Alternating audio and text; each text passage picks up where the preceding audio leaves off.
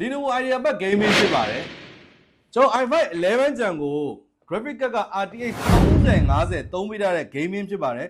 RAM 8GB နဲ့ SSD ကတော့ကျွန်တော်512ပါဝင်ထားမယ် RAM 8GB ကလည်းထပ်တိုးလို့ရသေးတယ်15.6 မျက်နှာပြင်ဖြစ်ပါတယ်ဘေးပေါင်ကျင်းတဲ့ webcam မှာ privacy shutter ပါမယ် webcam လည်းပါတယ်ပေါ့ဗျာ keyboard ကတော့ကျွန်တော်တို့မီးအောင်တစ်မျိုးတည်းပါ RGB မဟုတ်ပါဘူးဖြူအောင်လေး keyboard မီးလင်းဖြစ်ပါတယ် i5 11 Gen RAM 8GB SSD 512နဲ့ RTX 3050 graphic card ကိုသုံးပေးထားတဲ့ကောင်ကတော့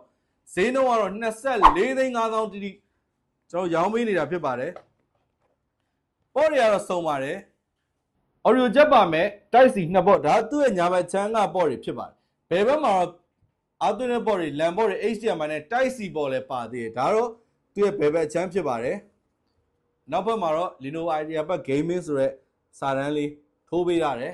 အပေါ်မှာတော့ Lenovo ဆိုတဲ့စိတ်လေးဒါတော့ရိုးရှင်းရှင်းပါပဲကျွန်တော်ပတ်လေတေချာလေးပြပေးတာဖြစ်ပါတယ်ဘာမှထူးထူးခြားခြားမပါဘူးအဓိကသုံးရမှာတော့ကျွန်တော် engineering software သုံးနေတဲ့မျိုးတွေ game ဆော့နေတဲ့မျိုးတွေနောက်တစ်ခုကတော့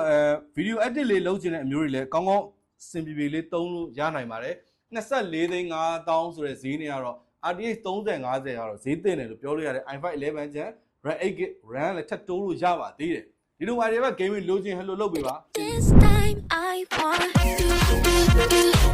you